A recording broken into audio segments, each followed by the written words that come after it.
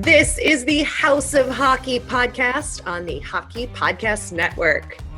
Hockey is more than a game, it's a lifestyle. It's you, the diehard supportive fans, your favorite players who are on the team you cheer for, and the organization who supports them.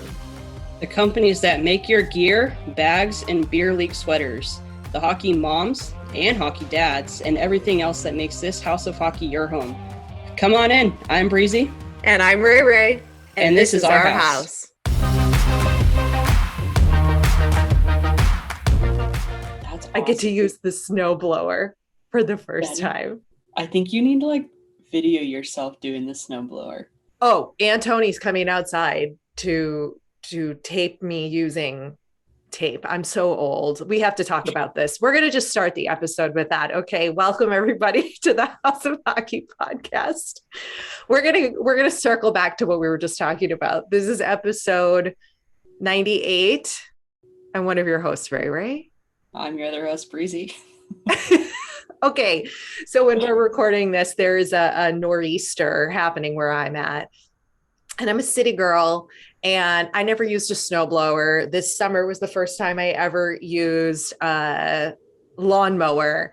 And after we're done taping this, I get to fire up the snowblower for the first time. And I cannot wait to get out there and use this bad boy on the yard. And I'm going to make a track in the yard for the dogs. And it's so cool because they run along the track like race cars.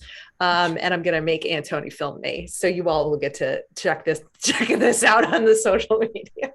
Well, wait a second. Before you said film, you did say tape. So I did. Tape, film.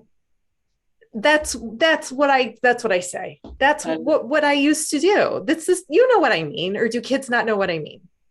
No, no, they know what you mean. I mean, I troll my dad all the time because he's like, "Oh, I'm going to tape the game for you," and I'm like, "Well, first of all, don't tape the game.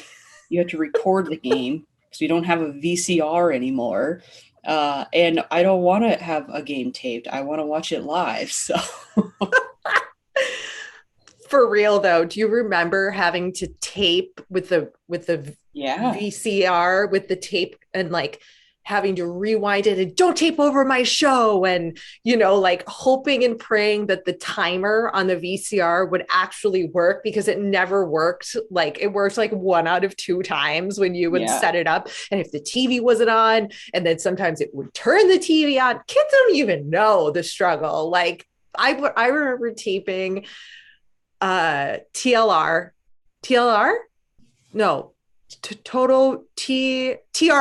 Oh my God. Total Request Live on MTV.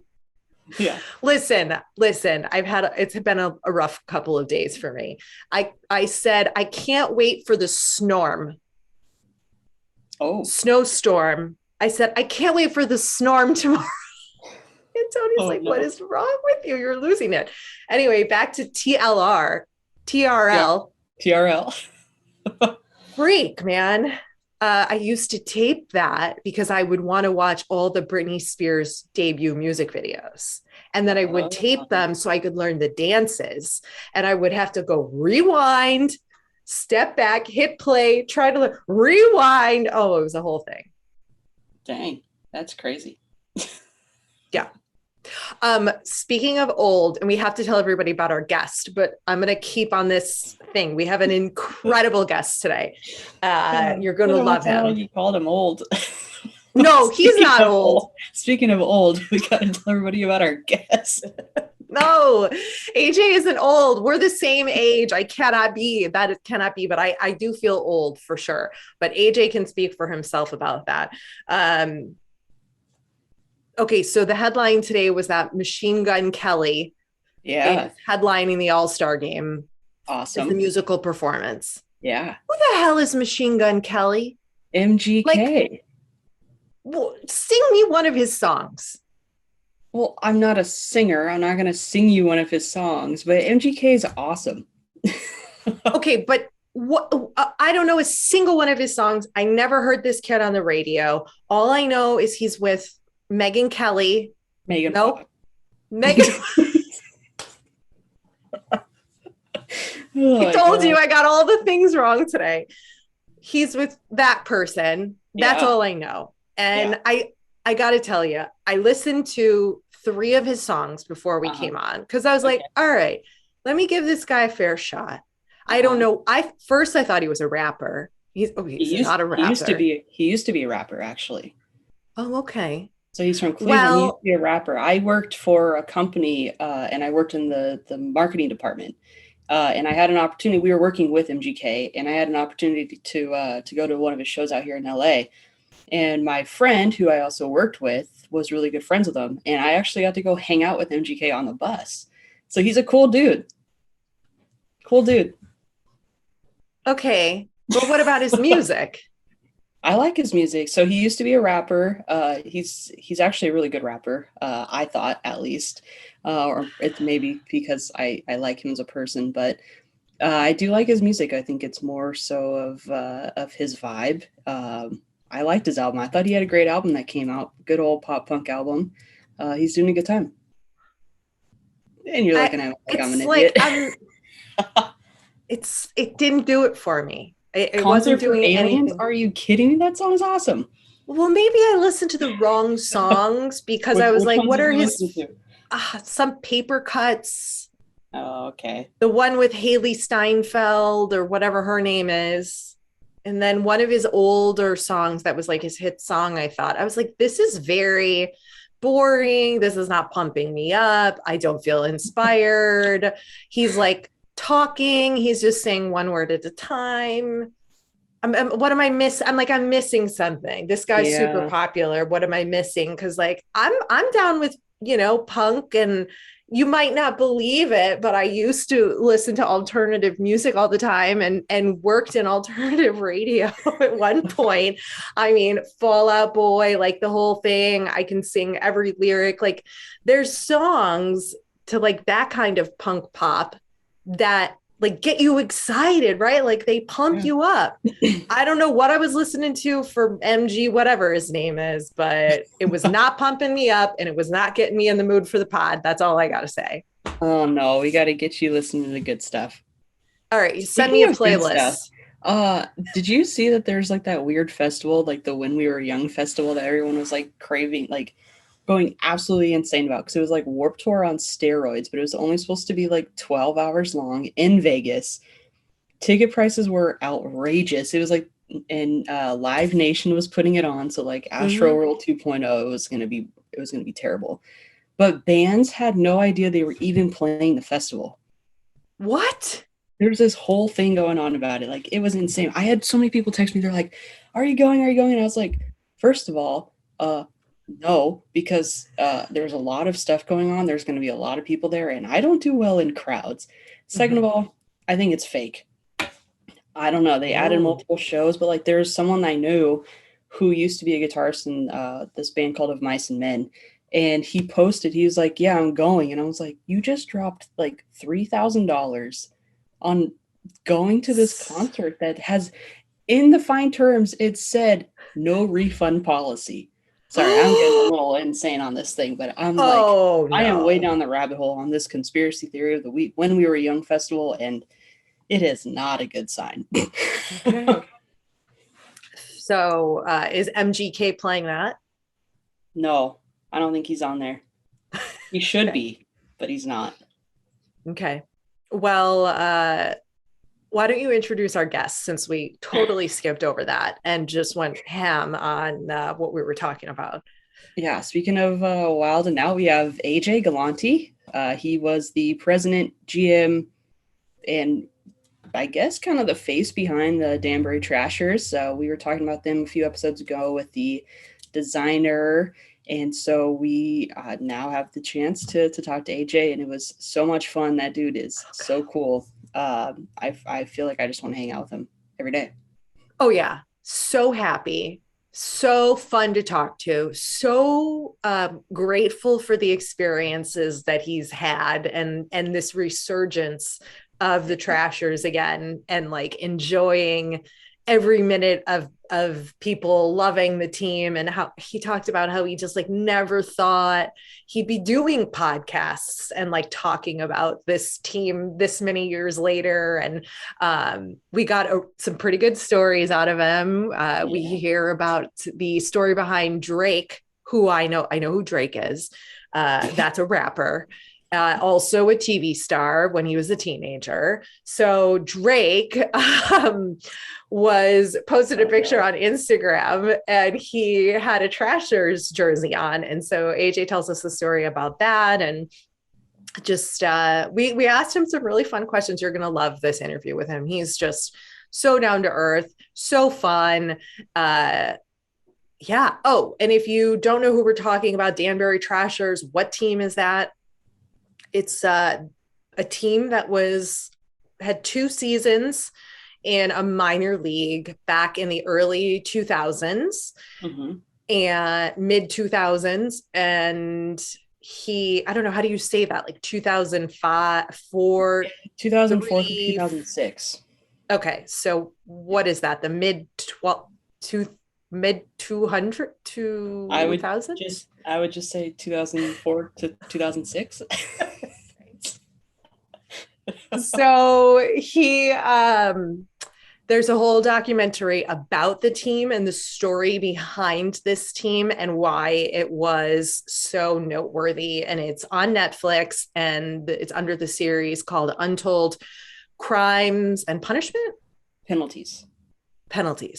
Yes. Thank God you're here today, Breezy. I was scared. It's been a rough week, and my brain feels like it is completely turned off, but it's okay because we're here. So go watch that documentary to really appreciate this interview, but you'll also really appreciate it because we cover most of it. He was 17, 18 years old in high school when he became the GM of a minor league hockey team, which is unheard of, right? And he took them to pretty great success, and they became quite the thrill in Danbury, Connecticut, and really like across the nation. There was a lot of media surrounding this team and everything, and headlines for various reasons, but check that out. But yes, check it out, and stay tuned. You'll hear the interview coming up shortly. And one last note on that, he did work with Gretzky. So stay tuned for that. Yes. I wanted to ask you this question because you posed this question to our guest, AJ, which you'll hear in the episode coming up. Because he was like a GM and was literally building a team from scratch and picking players, you asked him a brilliant question of who would he pick today in the NHL to play for the Trashers? Like what stars would he put together? And we had a lot of fun. He had a lot of fun answering that, I think. Who would you pick? What 5 players would you pick for starting lineup? That wouldn't be, or that would be like enforcers. Could it just be anybody? Anybody. It would be hard because I feel like your goalie would have to be like I don't want to say a star player, right? But like you would have to make sure that you had like a solid goalie. And I think that person would probably have to be Flower. I mean, you got to go with a guy who has a track record, right? Plus he's fun. A lot of personality. I think you do need a little bit of grit on your line. So, I mean, Roman Yossi's obviously going to be on the blue line. Of course. That's hands down, right? You got skill, but he doesn't have, I would put probably Jamie Olesiak on the line with him because he's got size. So he would still be able to do some stuff there. Probably Matthew Tkachuk. Of course. And Nathan McKinnon, because I feel like he's pretty gritty and like he would do anything for his team. Plus, he just took a puck to the face, it was a stick to the face, and that was his own stick. Yeah, that was pretty crazy. He broke his cheekbone, his nose, and his jaw or something. I don't know. I didn't see where they announced his injury, but I saw a picture, and it looked like his nose went like 3 different ways. But it could have also been like the bloodstream because that kind of can play a little trick on your mind. But No, girl, I think that was his nose sideways. And I like, I think it was too. his part of his cheekbone or something else, and he has got a mild concussion, obviously. So he When your might not nose be in is the All-Star smashed into game. your face. Yeah, he might not be in the All-Star game. That's a little Yeah. sad. But I know. Sorry, go ahead. Who else would you pick? who else do I need? So I have two We need one defensemen. more, right? One more. I'll do Gritty, and I think next, not Gritty like the What? guy. No, not him. With I'm the gonna mascot? do a Gritty guy that'll pair well with Matthew Tkachuk. I'm gonna go Brendan Lemieux. Oh, I like this slide. This is very Trashers. Yeah, so you're gonna have Brendan Lemieux, Matthew Tkachuk, and Nathan MacKinnon. So Tkachuk and McKinnon will do pretty well together, and I think that they would probably defend both Flower and McKinnon pretty well. And then Roman Yossi, I mean, you got the looks, you got the skill. I mean, I think we're good. Yeah, I like the Flower edition. He brings that element of entertainment for sure. Like, do you remember when he was shoveling snow in front of his goal like a couple of years ago? I mean, he would bring some entertainment to the Trashers for sure. You know, he would be game to do anything kind of fun and out there, just to get the other team going, you know. That'd be cool. Move. Yeah. My jersey came. Oh. I ordered, quick recap, I ordered an extra small thanks to your assistance and my girl Alma, her assistance in she's so sweet. She sent me a video with her extra small jersey on to show me how it fit. So that gave me a lot of clarity. If I had gotten extra, it would have been way too small in my like shoulders. So it's like long in the arms, but it fits through the body pretty well. So I'm glad I went with the extra small. It is gorgeous. That red Blackhawks home team jersey, you just can't go wrong with. So very happy that came. And then also with your assistance, I ordered a sweatshirt that I did not need. That is Blackhawks as well. And I've been living in it since it arrived, and it is the best. So the best. Awesome. No, I did not order a foam 18-gallon cowboy hat. So it's just, you know, that's where you and I are a little different. That's okay. I mean, I'm getting a lot of suggestions as to what I can also use that hat for. I don't know. We'll see. I mean, if anybody has any other ideas of what I could use the hat for, I'm open for suggestions. I might try to do an ice chest today. Throw some chips in it, you know, some chips and dip. There's a lot of different things you can do. Yes, you can. I can't wait to see what you do. I do have a request though. What? You doing your little snowblower thing in your Blackhawks jersey. I think that would be total Christmas vacation vibe and necessary. Okay, I can do that. Okay. Is it going to ruin it, the snow? No. Are you kidding me? It's a hockey jersey. But it's like official, and I don't want anything to happen to it. Like Antoni took it out of the bag, and I went, "Are your hands clean?" And she just looked at me like, I go, "Sometimes your hands are not clean." Yes, my hands are clean. Calm down, psycho. But I was like, this is a very expensive piece of clothing, and I cannot have anything bad happen to it. I mean, you could always just cut a little hole into a trash bag and drape it over yourself as long as the trash bag is clear, if that helps. How are you going to wear it? How are you going to wear it? I'm going to wear it. Okay. But you're afraid to get it dirty. Listen, I don't want I don't know. I never used a snowblower. I don't know what could happen. What if like gas and oil spray out somewhere and I stain the jersey? What if I snowblow poop or something, the dog poop, and it comes flying at me? Like, you know what I mean? I can't risk it. If I'm like at a game and, you know, somebody spills beer on it, that's fine. That gets washed out, you know, that's okay. But like, I can't have it. I can't put it at risk. All right. Okay. Enjoy the interview with AJ, everybody.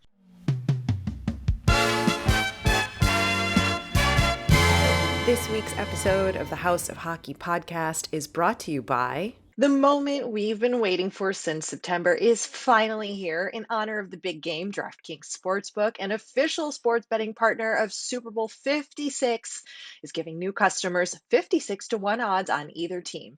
Bet just $5 and get 280 in free bets if your team wins. DraftKings Sportsbook is now live in New York, meaning you can bet from almost a third of the country. If Sportsbook isn't in your state yet, play DraftKings Daily Fantasy Football Contest for Super Bowl 56. New customers can get a free shot at a $1 million top prize with their first deposit. Download the DraftKings Sportsbook app, use promo code THPN, that's THPN for the Hockey Podcast Network, and get 56 to 1 odds on either team. Bet just $5 and get 280 in free bets if your team wins. That's promo code THPN at DraftKings Sportsbook, an official sports betting partner of Super Bowl 56. 21 and up, minimum age, and location requirements vary by jurisdiction. See DraftKings.com/sportsbook for full list of requirements and state-specific responsible gaming resources. Void where prohibited. Gambling problem? Call 1-800-GAMBLER. In Tennessee, call or text the TN Red Line. That's 1-800-889-9789. In Connecticut, call 888-789-7777 or visit ccpg.org/chat. In New York, call 877-8-HOPE-NY or text HOPE-NY 467369.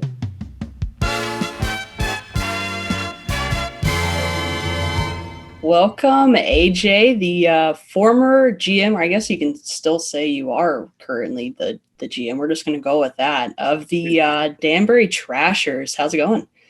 I'm doing well. Thank you guys for having me.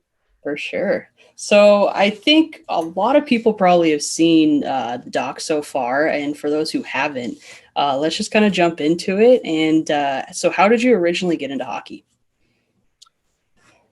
Well, as simple as, I think it was 1992 or 1993, whenever the first Mighty Ducks movie came out. I don't know what it was. I mean, we I didn't grow up in like a hockey family. I mean, we didn't even have an ice arena here in Danbury at the time. And just remember my mother taking me and my sister to the movies, and I didn't even know what we were going to see. And technically changed my life. There may not have been a Trashers if it wasn't for going to the movies, because I don't know. I just I fell in love with that movie, The Mighty Ducks, and I fell in love with hockey. And again, I knew nothing about it really. So, you kind of start on the street, you get a little net and hockey, little street balls or pucks and a stick, and kind of teach yourself how to play really. And, it just grew from there. I feel like a lot of people, that's kind of how they start out. And so to see that's how you started out to becoming into what you have and what you had is pretty incredible. Yeah, it's funny. I mean, I turned 35. Oh my God, 6 months ago now. So I turned 35, and it's funny because a lot of people my age, have messaged me. And they're like, it's so crazy because that's how I got into hockey, was like the Mighty Ducks. And it's just we're all so similar. Just so many of us out there, you just don't know it. Yeah. Oh, yeah. We know that from just the handful of people we've talked to here, and especially in the hockey community. There's so many different things that bring us together. But okay, we have to talk about the moment that your dad told you that he got you a hockey team. Like, initially, what was your first emotional reaction to that? Well, it happened at dinner on a Sunday, and I thought he was joking around. So, my first initial emotion was kind of like, all right, Dad. I was a teenager. I was 17, and, you're a teenager, and you're like, okay, Dad, sure. Yep, I believe you. So I played with them back, and I'm like, yeah, that's a great idea. You should do that. I was being a smart guy, but I had no idea he was for real. And he's like, yeah, you'll help run it, blah, blah, blah. And I'm like, yeah, sure. Yeah, no problem. Just joking around. My dad's known for joking sometimes and pranks and things like that. So I thought it was, honest to God, a complete joke. And then, like in the documentary, like a week later, I kind of walk into school And you feel like people looking at you, and you're like, this is a weird, like something's off today. And sure enough, a teacher came up to me with the newspaper, like, "Oh my God, this is crazy!" And I was just like, "What?" I was like, "What the heck is going on?" And it was so weird, and I was just like, "This is crazy." He wasn't joking around, and the funniest thing about this story, because so many people ask me about it, the funniest thing about that story about me going to school and finding out was that night we didn't say a word to each other. It was like we were playing chicken, like who's gonna bring this up first? Like it was in the, we both just ate our dinner. We didn't say a word to each other about it. We're just such weirdos like that. And I just remember going to sleep that night, and then like the panic set in. I was like, oh my God, like, I had another surgery coming up on my knee from my hockey injury. I didn't even technically graduate high school yet. So I was like trying to finish off high school. I don't even think I had been accepted to college yet. So you have the stress of like getting your letters out for college, and you got friends, and you're like, what am I going to do? And I really wanted to get out of it at first. And then I thought to myself, like, hey, listen, whether I thought it was a joke or not, I gave him my word I'd do it. So we just got to do it. So, and here we are in 2022 talking about it. It's so good. I mean, if I think back to where I was at that age, right? And I think people listening, they're like, are you kidding? Like, how on earth do it takes a special type of person like you to like jump in and take the reins. And you did an incredible job at such a young age, putting an entire team together, just your instincts on the players and to bringing in the WWF or E type of, element to it. And you guys went to the final, right? And like the Yeah. two of the seasons. And so like that's insane. Like we've got like coaches in the NHL who can't even get their flipping team into the Stanley Cup final. And like you're doing it at such a young age. This is so amazing. I really think so. Well, I appreciate it. And honestly, I truly, I'm always flattered with compliments like that. But honestly, we just had a great team all together. It obviously wasn't just me. We had I don't know, everything clicked, like just the team on the ice, off the ice. I guess what you would call the front office. It was just really us.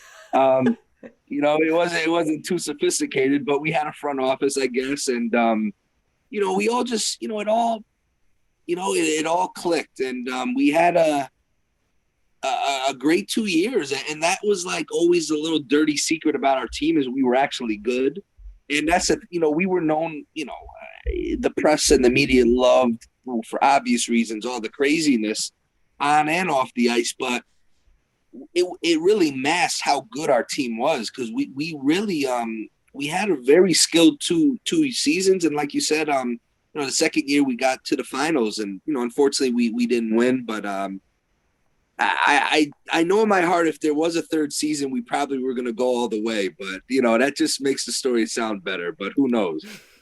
Yeah. Well, I mean, technically, you guys did end up winning in the long run because, I mean, look at the craze that it currently has and is going to continue to have. I mean, you guys are – I feel like everywhere I look is like trashers. Everywhere I look.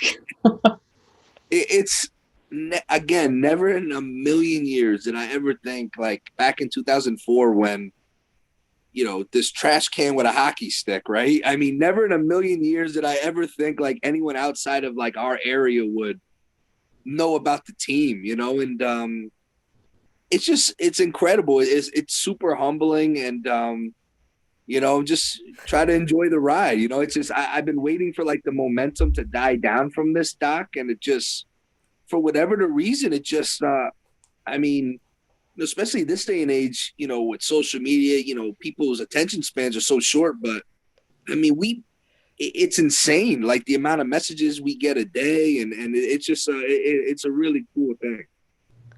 Okay, tell us about working with the other Gretzky.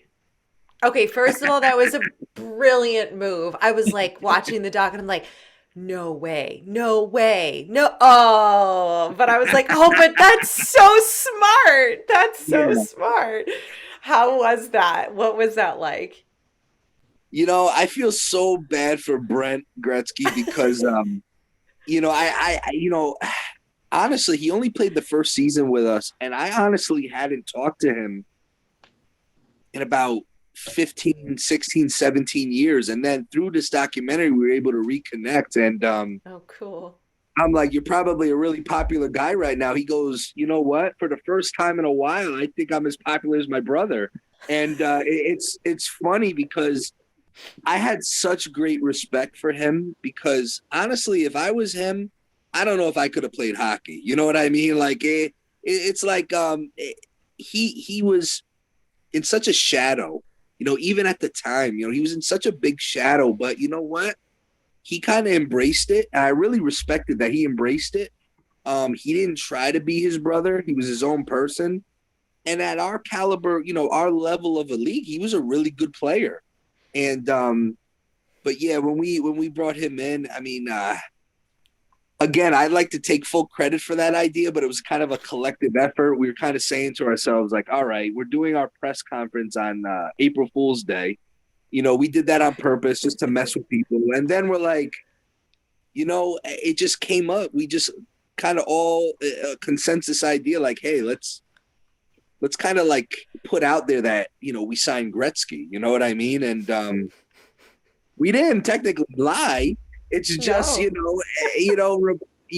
reporters, they didn't really do their job. They're like, Gretzky who? My first reaction would have been like, Gretzky who? You know what I mean? But it just worked. And anything to get the eyeballs, because look, Danbury, Connecticut, we're not a huge metropolis. So, to get people down there, you gotta work some magic here and there. But it definitely worked. And I remember when we announced him, just like everyone's face was like they're looking at each other, and it was just such a weird day because it was April Fool's Day. People didn't even know if this was serious, and it was really funny. That is funny. So, I mean, if you had the chance to be in the same position that you had, would you do it all over again? And is there anything that you would change or not change or kind of take with you? That's a great question. I mean, going back, I mean, I would, of course, I would definitely go back in time to, I think the only regret I have is I didn't live in the moment that much those 2 seasons. You're a teenager, you're balancing school, you got this hockey team. It's one of those things. Wait a where second. like, You're the only person ever who's like, you're in school, you're a teenager, you got this hockey team. Okay, you're the only one, AJ, who can say that. So, well, listen, hindsight's 2020, and it's one of those things where I'm really happy. I used to like record a lot of the games and stuff on my own camera. I'm glad I did that, but I wish I could go back. You kind of take for granted at the time. You think you're going to just be doing this forever in a way. And, you really learn that, no way did I ever think it was just going to be 2 seasons and that's it. So that's the only regret. The only thing I would change is me personally. I would try to take in some of those moments a little bit because, again, things can just, you can lose it so quick. And, that was a major lesson I learned through the Trashers, really. oh my gosh. It's hard though. Like it's really hard when Very you're hard. in the moment living life and just trying to make it all happen. Yeah, Get your very guys on the ice, fill your roster, get people in the stands. Like there's a lot of other pieces and, Yeah. it's a very hard thing to do and I think a lot of people struggle with that. I know I do in big moments I've had. It's like it's almost like your brain can't even handle it anyway. Like even when you stop and you're like, this is my life, this is what I'm Yeah. doing, but your brain is like, but this doesn't make sense. Like, how am I doing this? So Yeah. it's a Well, even now, I mean, even now, the past 6 months since this documentary came out, it's been like a whirlwind, and I'm purposely trying to take in this whole experience because, again, who knows?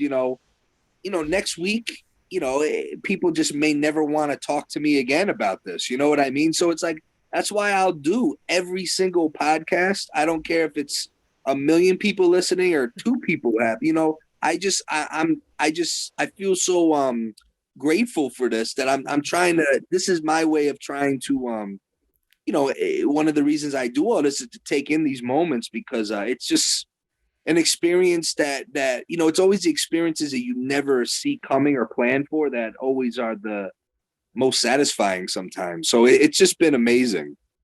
Yeah.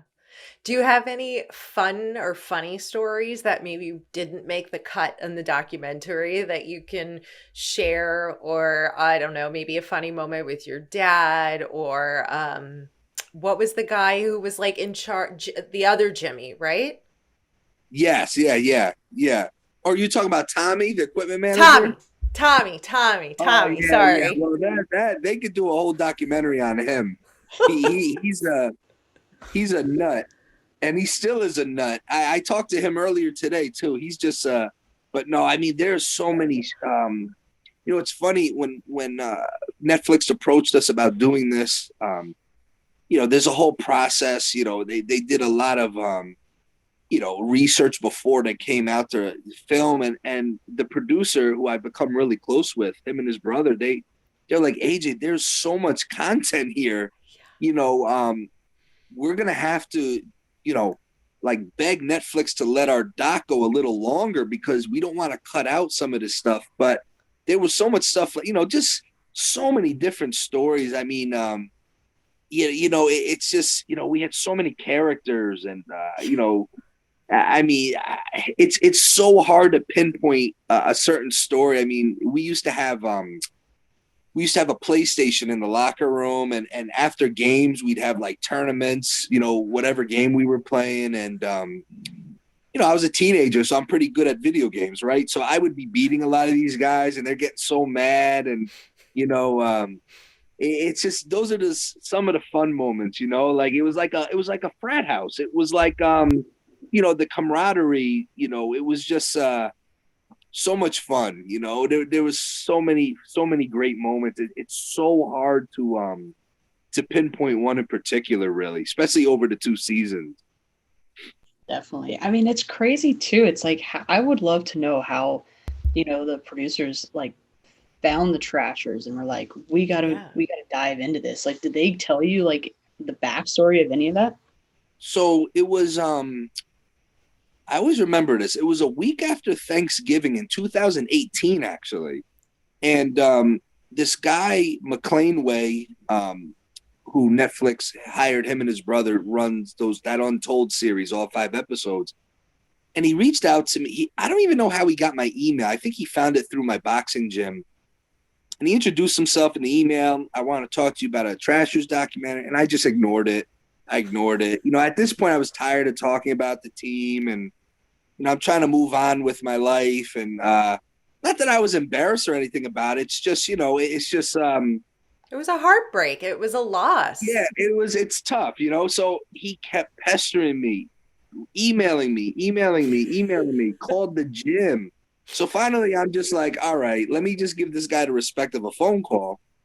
And I remember I called him, and he says, do you have 90 seconds? I said, yeah. He goes, I'm going to pitch this whole thing to you.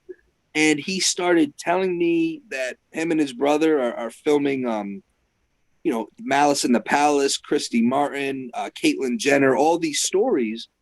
And he's like, and we need one more, and we want it to be the Danbury Trashers. And again, now I'm thinking it's a joke. I'm thinking of all these big names, and I'm like, in the Danbury Trashers. I was like, is this a joke? He's like, no. He goes, so what had happened was they found an article that was written about the team. I forget which magazine a few years prior, and he just happened to stumble upon it online. And, he's just like, I was so fascinated with the story, with the article, I started researching, and he was just like, oh my God, this is crazy. And, at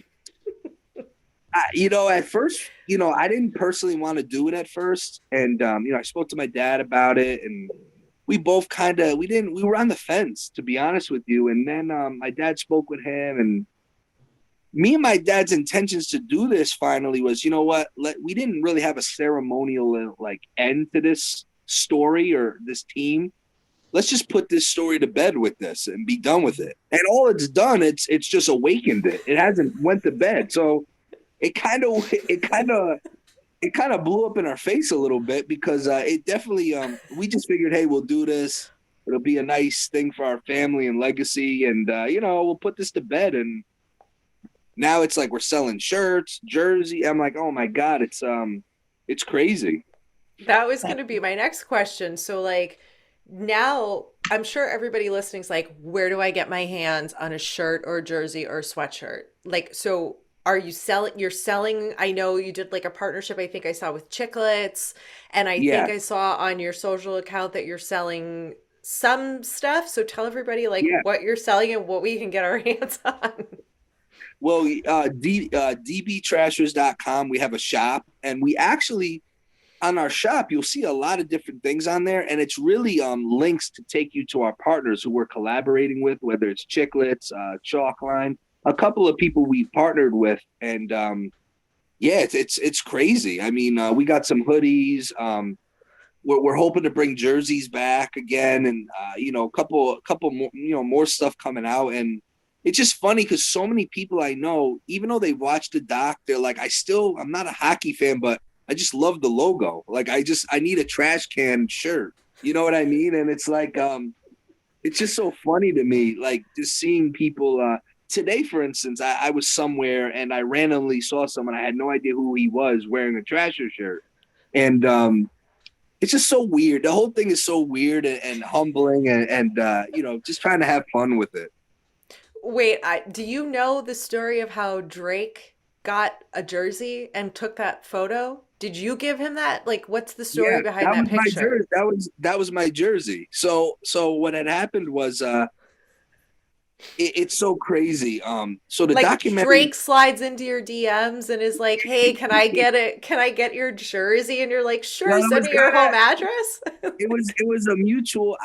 I don't want to make them look bad. It was a mutual slide. So what happened was, the documentary came out on August 31st. It was a Tuesday. The next day, um, my Instagram's going crazy. People just messaging us, and again, I pride myself on being able to anticipate things, but I did not anticipate this to like jump like this. So I mean, we didn't really have anything to sell, which was an error on my part, but whatever. And all of a sudden, I'm talking to some random guy through direct message, and he's like, "Hey, that's really cool. Drake is following you guys too." And I'm like, "What?" And I look and it says that he's following us, and I'm like, that's weird. Then I noticed he started following my boxing gym's Instagram as well, and I'm like, all right, that's really weird. So I'm like, there's no way this is really him. And if it is really his profile or username, whatever, it's someone doing it for him. This can't be him. So I finally curiosity got enough of me, so I was just like, he's never gonna see it anyway. So I sent a DM. I said, hey, thanks for the follow, AJ, and he messaged me back within like 5 minutes, and he had said, the documentary was trending in Canada where he's at, and he loved it, blah blah blah. One thing led to another. Now we're talking on the phone, and he's like, hey, I need a jersey, and I'm thinking to myself, I don't have a jersey. Like, we don't have jerseys, and I'm just like, we haven't played a game in 17 years. I don't have a jersey. But then I started thinking about it, and I'm like, you know what? When we were talking with the jersey company back in '04, they sent us a sample, and they used my high school hockey number 17, which is also weird because that's how old I was when the Trashers started, and it was like a prototype jersey, and I had it framed in my office at the gym, at my boxing gym. And I'm like, you know what? I went there, we broke the frame, and we were able to get it up to him. And next thing you know, like 3-4 days later, he posted it on Instagram, and that's when everything went. My phone literally that night, it was late at night where he posted it. my phone was going off to the point where I couldn't even operate it. Like I couldn't move. And I was freaking out. I'm like, why is I thought something happened to, maybe someone passed away or something. I'm like, why is my phone going insane? And sure enough, that was the reason. It was my phone was hot. Like my phone was like, if you touched my phone, like I've never felt that before, like I was like, this is insane. And really great guy. And I get asked every day about Drake. There's kids at my bike, they think we're like best friends. I'm like, I only talk to him for a few minutes, you know what I mean? But really, really nice, humble guy. Yeah. That's crazy. And now, I mean, now you have the Chiclets Cup that's coming to Danbury. I mean, this is just crazy. I mean, I feel like this is like, whoa, nuts, and I'm not even a part of it. I'll tell you, there are days where it's very overwhelming because it's like, it's great. Like you said, the Chiclets guys, I'm actually, they invited me out. They're doing something in Las Vegas with like a hockey fest thing. And, we might be doing something similar in Danbury. So, it's cool though. I like to get, it's like, it's one of those things when we lost a team, like I stopped watching hockey, I just wanted nothing to do with it. Not that the sport did anything personally to me. It's just, it became like intertwined with some negative things that were going on in our lives. So, I stopped watching hockey. I stopped listening to it, anything. And now it's just like, I've missed it for so long now. It's like, I want to just give back whenever I can, I see so many like young kids at the rink now, and they stop by the gym to like see me, which is weird. And, there's such cool kids and it's like talking to them and, it's hard seeing yourself like every day in video clips, like you're as a 17-year-old, because that's half a lifetime ago. I'm 35 now, and like I'm an old guy now. So it's like the kids are coming up to me and they're like, oh, and I feel like an old timer now telling old stories and stuff. And I'm like, man, I was a lot thinner back then too. So now you're getting self-conscious about things. And I'm like, it's hard seeing yourself at 17 every day. And now it's like, then you look in the mirror, I'm old, I'm gray. I'm like, oh God, well, I got old quick, but what are you going to do? No, that's super fun what you're doing with the Chiclets guys. Tell us a little bit more. Like, so that's over. You're going to Vegas for the All-Star weekend. Yeah, Is so it- they're hosting the Chiclets Cup, they call it, and it's basically I think they have dozens and dozens of teams. It's like a street hockey tournament, and originally they invited me about a month ago just to come out and see them and stuff like that because I've never met them in person before. We had an interview once, but and then like 2 weeks ago they're like, hey, we want to just like give you a team, like a Trashers team, make a team. So I got a couple buddies locally coming with me out there to play, a couple people I met out of Canada. I'm trying to win, so I'm recruiting people from Canada to come play, and it's gonna be a good time. So Are you going to but drop another Gretzky? I tried to pull some strings to bring in some real ringers, but it's been a little last minute for some guys, and with COVID still kind of lurking, but no, we're trying to win. I got a nice young crap. So we'll see what happens. We're definitely coming to win. So hopefully if I could bring that trophy back home to Danbury, it'd be the funniest thing ever. Oh my God, Oh, yeah. wonderful. You gotta win. I You know. gotta make that happen. I told my guys, it's a lot of pressure. We're coming to win. Yeah, jeez. So are you sticking with the name, or do you have a new name for the team? No, they just, they're like, hey, we just want to give you a team. We'll just call it the Trashers team, this and that. And, there's no like old Trashers playing on it. It's just, I just put together a bunch of guys that want to come out and, that'll be the Trashers Chiclets team for this year. And hopefully it become like an annual thing. And, I told him, like, we got to win this, first year in, we got to win this thing. Dang, that is so funny. Do you think you'll ever get back into hockey in like more of a full-time sort of space? Like you could be a GM again, like today, anywhere.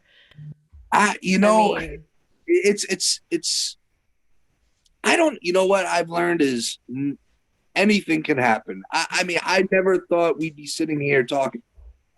My life is so random where I can't even tell you, like, who knows a year from now where things are. I'm not opposed to it, but I just got back into the game really, even as just a fan the past year. So I'm trying to like kind of see who's who and what's what. And but you know what? Crazier things have happened at this point. Who knows what can happen? But you're always open to listening. You just never know. It's but I definitely, kind of rediscovered my love for the sport and just a hockey community. It's just one of a kind. So it's been great. It really is. And you said you just got back into it. Who's your, or are you not able to say, but who's your current NHL team that you're following? Well, I've always been a Devils fan since I've always been a New Jersey Devil fan since '93. Right after the Mighty Ducks, I got into hockey. My dad, who wasn't a hockey fan back then either, he just randomly tried to find NHL tickets for us to go to, and it happened to be a New Jersey Devils game. And I got in at a good time because we ended up winning the cup like 2 years later. We had a strong team in the '90s and early 2000s, and but yeah, I've always been a Devil fan, so I got to stay true to my roots, and I've been watching the Devils. We're kind of in like a rebuild thing going, I think, but we'll get. I'm like looking for like Scott Stevens and Martin Brodeur to be out there. It's weird, and it's like it's just such a different game now. It really is. It's super fast. And have you caught up with the what are the hat tricks? The hat tricks are in Danbury right now, right? So how do you feel like they're doing, compared to the legacy of the Trashers? You know what? I think they're doing great. And I think the reason they're doing so great, honestly, is they're not trying to be the Trashers. And, there had been a few teams after us that came in, various teams, various leagues, different levels of leagues. Some were higher than others. And, I always felt, I attended at least one game of each of those teams, but I always felt like they were, first of all, you talk about shadows. It's tough to come into Danbury after a Trasher team like that for 2 years. And, we have such a diehard fan base, and, they don't make it any easier because, they're always like, oh, bring the Trashers back. I'm like, listen, just enjoy what we have now. Don't worry about the Trashers. You know what I mean? And, but I think the hat tricks are doing a great job. Last year, I think they would have won last year. Well, yeah, with COVID, they cut the season short, but, I think they're in first place right now. I love what they're doing. I think they do great with the kids. They do a lot of great promotional stuff. They're very heavy on social media, which is good.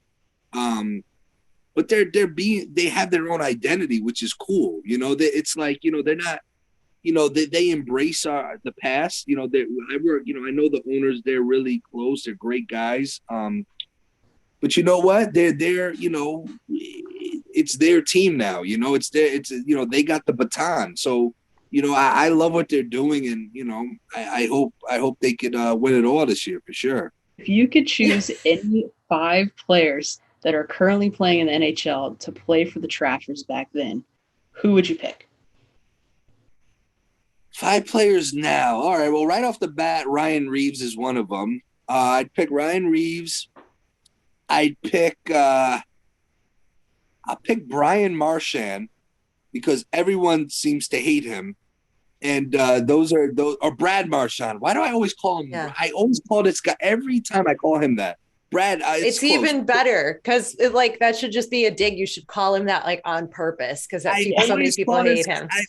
I always call this guy Brad Marchand would definitely be a Trasher because he's just one of those guys you hate so much. But if he was on your team, you'd have his jersey. He's just that type of guy. So I'll say Ryan Reeves, Brad Marchand, Tom Wilson definitely fits the bill. God, we need some sort of skill though. Jesus. I would say, I would say, maybe the Tkachuk kid what does he play on? Which one, Cal- Breezy? I mix up. There's the two Matthew brothers, and I always screw up their me names. too. Matthew Tkachuk on the Calgary Matthew Flames. Tkachuk. I'll take Matthew Tkachuk, and you know what? Maybe even damn, what's his name? Hey, you gotta throw a vet in there. Maybe Zdeno Chara. We'll put him in too. There you Oh, go. I Solid like choices those. there. Yeah, I like those choices. Well, listen. Think about that. Think about that lineup. You know, you put those 5 guys out at once. That's a force. That's a force to be reckoned with. So, listen. I know hockey's different now. Again, I just started I literally just started watching like again a year ago, and it's so much faster, so much more skill. But I still feel like, if you put a lineup like we had, it could still work. I think you just got to change it. You're not going to have 3-4 fights a game, but that grit. I really believe having that element to a team. I don't care what day and age we're in. I always think it could have a big impact. Oh, we've seen that with the last few years of Stanley Cup champions, where they have their big boys, their bad boys on the team, the grit, the guys whose job is to go out there and rough people up. And we've seen teams strategically try to add that element, in off seasons and emulate that style. So I'm with you. Yeah. I've always said that, like, you can't get rid of the fighting and the grit, and you still need to have that sort of like enforcer role, even though it's maybe not as like publicized as much anymore, but you have to have that. No, I agree. I just think what it is now is a lot of these guys who are quote unquote like those grinders or enforcers, they can actually play a little bit too. So, they got to be able to, you can't have some of the old school goons that there were back in the 90s who can't really, skate a shift, but there's ways. I've been in my own fantasy I've been toying with, like you just said, who would fit that mold. But listen, NHL playoffs, I don't think there's anything like it. It's such a grind, and you have to have those type of guys to get you through those series, because it is a grind. Hockey playoffs is a whole different animal. So you have to have those guys that could grind it out for you. I mean, if you look at it now, if you see the top, 2-3 teams on the current NHL standings, every single one of those teams has a bad boy on. I mean, you have the Rangers. The Rangers, since they got Ryan Reeves, I mean, they've been absolutely insane. Yeah. I mean, even the Kings haven't been doing super well, and now they have, Brandon Lemieux, and he likes to pick a fight every day. I mean, you have so many bad boys that are coming up, and like it makes their team perform well because they're playing for each other at that point. I always tell people, I try to explain to like non-hockey fans back in the day with the Trashers, I would say, let's say you live in a bad neighborhood. Would you sleep better with an alarm system or without an alarm system? And the truth is, having those guys on your team, a lot of our skilled players loved being on our team because they wouldn't even get poke checked because they know they'd have to answer to like 20 guys we had, basically. You know what I mean? And a lot of those skilled players on our teams would be like, this was the best years of my life because I had so much room. No one was even coming near me, So it's like having that security blanket, it's hard unless you've been in the game or, either played it or are really into the hockey culture. It's hard to explain to people why it's important. And, I try to tell people hockey, it's like, listen, if you're on the hockey, you can't get rid of the rough stuff because look, hockey, these guys are skating so fast. And I use this analogy too. Like if you're on the highway, you might be minding your business and an old lady could be minding her business, but at 60 miles an hour can bump you a little bit, just tap you. Your emotions, you're mad now. It doesn't matter. It's an old lady that didn't mean to do that to you. For about 10 seconds, you want to wring her neck, right? That's like hockey, crashing the net, you're bumping. I mean, it's emotions that no matter what they try to do, you can't take that emotion away because these guys are colliding at high speeds and very irritable. Oh yeah. Definitely. And I think the self-policing aspect of the game is something that needs to be held on to, like the enforcer, right? Like the protection, that kind of thing, Yep. where it'll keeps everybody sort of in check. And since it is really truly a team sport, I think of all the team sports out there, like hockey really is, because you Oh yeah. use every single player on that bench is on the ice during the game. So like Yep. I think it's a different environment, and so I get pissed when people are like, "They should stop the fighting," and I'm like, "No, you have no," like you said, like when you're talking to people who don't know, or even people who do, I'm just like, "You don't know what you're talking about. Just stop." Yeah, yeah. I know. Uh, But you know what? It's a different time and day. I let Yeah. people talk, and everyone's a genius. So you're like, yeah, sure, it worked. But it's one of those things where I feel like hockey, it's so embedded in that culture. It's no matter how hard they try, I don't see it possible. And hopefully the Trashers, more young players are watching this and they want to emulate it. So hopefully we did our part in keeping it going. I definitely think Like so. like all the parents at like the Pee Wee hockey are going to be like doing a screening of the documentary for their 6-year-olds. Like, could you imagine? I've had 5 and 6 year olds come up to me. They watch it. I'm like, why were you Love allowed it. to even watch this? You know what I mean? And it's like I cringe a little bit because I got young kids in my boxing gym and who weren't even alive with this, and they're like, you know, they just couldn't believe it when they saw it. They were like, this is crazy. And some of the young kids, I always, I'd make sure they're not swearing and stuff. And then I'm in the dock swearing. And then now they're like, well, you were swearing. And I'm like, so it's pretty funny. Yeah. That's so awesome. Well, do you have a favorite story from everything that has happened that you could share with us? Since the documentary, I mean, I guess the obvious choice would be the Drake thing, obviously, but I don't know. It's like it's only been 6 months, and there's some days where it feel like the doc just came out, and then there's some days where it's like it's felt like 10 years this has been out already, and I don't know. I guess my favorite moment would be the kids. Seeing kids. I've gone different places. I've made a few appearances here and there, and just seeing kids like excited wearing Trashers stuff is to me that's the coolest thing. Because I just love kids, and just to see them. I get like mail to my gym where like little kids drawing like the Trasher logo and asking me to sign like a card or so. It's like I wasn't an athlete, like I wasn't the player out there. I was just like, a crazy young kid, GM.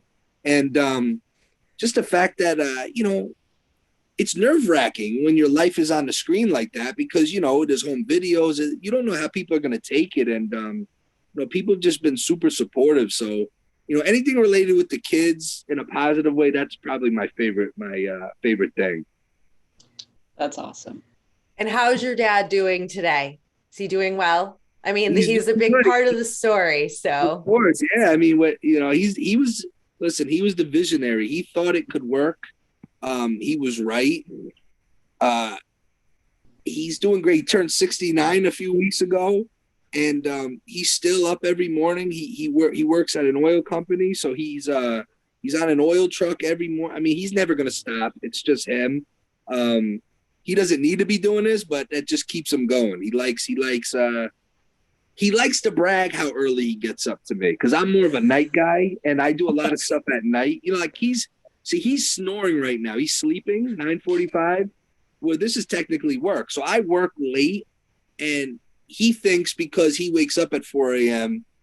he's got one on me. But I'm like, Dad, it all evens out because while you're sleeping, I'm doing stuff. So he loves I've never been a morning person. I think that drives him crazy because he's such a old school wake up at 4 a.m. and I can't do it. I try. I can't do it. And he loves throwing it at my face. When it's like 12 o'clock, noon, he's like, oh, I've been up since 4 a.m. What have you been doing? And I'm like, all right, well, when it's 10, 11 o'clock and I'm putting things together, you're sleeping. So But he wins. He wins. He's definitely even to this day. He's always been the hardest worker I know. Good. Glad he's well. Breezy, did you have any more? Should we get the final three? Let's hit him with the final three. Okay, so AJ, we ask everybody these questions, men or women. They're fun, we think. So, who is your ultimate hockey hunk? Like the hunkiest? Oh, the hunkiest. Oh God. You know who I know growing up, he was a player on the Devils when he was a rookie, and all the girls seemed to like him. His name was Sheldon Surrey. He was a defenseman. Oh yeah. He was. I guess you. I didn't personally find him hunky, but I could see why girls thought he was hunky. And yeah, he was. There was a lot of female fans of his. I've seen him in real life, and I'm like, I get it. I get it. Who is your favorite hockey lady? Broadcaster, female hockey player, hockey mom, anybody? Oh, my mom would be the best hockey mom, obviously. That poor lady, she used to hate the smell of our hockey equipment. Oh, yeah. And she just never understood why it smelled so bad. I mean, she tried everything. She put it literally like it was like she had OCD. Like we had this thing, looked like a scarecrow. You would put the equipment on these things and it didn't help. Then she bought like Febreze things she put in the glove, never helped. So she's got to be my favorite old hockey mom, I guess. But she hockey moms in general, they're troopers. They're a different breed. They really are. And do you, by any chance, have a Sidney Crosby story? Or a favorite moment from Crosby? So, what's weird? I believe he was a rookie the year the Trashers were born. Like his first season, I believe was our first season. I could be wrong. And I just remember joking with a buddy when they went into the lockout, like, hey, let's try to get Sidney Crosby. You know what I mean? Obviously, that was never going to happen. But I do remember that. I think, that's weird. It's weird to think. I think he started right at the time of the Trashers. He's still going. That is awesome. Well, you got Ruppers, so, you did pretty good. Yeah. Ruppers. Rupper, we caught him good. He was still young. If it was a few years after, he might have been above us at that point, but we were able to nab him for sure. It's so funny. I think I saw either an interview he was doing because he's a broadcaster now too, and or maybe it was from the doc where he's like, I still get asked like once a day or told once a day that they saw me play in Danbury, and he just loves it. Yeah, it's so I was talking to him earlier today too, because he might be out in Vegas too when I'm out there. So I haven't seen it, even though we were both in the dock together. We didn't see, they filmed separate locations. I haven't seen him since the first year of the Trashers, So it'll be good to see him. It's so funny. It's so funny how in 2003 with the Devils when we won the Stanley Cup Game 7 against the Ducks, he scored the winning goal. I was there. And then like a year and a half later, I'm picking him up at the airport to play in Danbury. So it's just such a weird life. And, it's probably going to get weirder somehow. But you just take it one day at a time. I wouldn't be surprised if the TNT broadcast team, like with Wayne Gretzky, they like find out you're there and they somehow get you on the broadcast. I mean, based on everything you said, I hope all the good things happen. Yeah, then you could say you worked with the other Gretzky too. So now you've worked with I'm gonna be like, hey, I had your brother. I'm not worried about you. I had Brent. So that's so good. Well, tell everybody where they can follow you on social media and shout out the website again where they can buy all the Trashers gear. Well, on Instagram or Twitter, it's at DB Trashers, and the website is dbtrashers.com. And like I said, you could sign up for like email alerts too, because we're getting merch sporadically. So, we definitely got some cool stuff coming. So, I really appreciate it. Awesome. Thank you so much. And best of luck at the Chiclets Cup. Thank you. Yeah, we're coming home with it one way or the other. I'm obsessed with it now. We're a week out, so I'm gonna have a team meeting this weekend, and kind of brush off one of those old speeches and get them ready. Thanks for coming over to our House of Hockey podcast and hanging out with us. We'll be back next week with a brand new episode. And in the meantime, you can follow us on social media. Just look for House of Hockey podcast. We'll be back next week.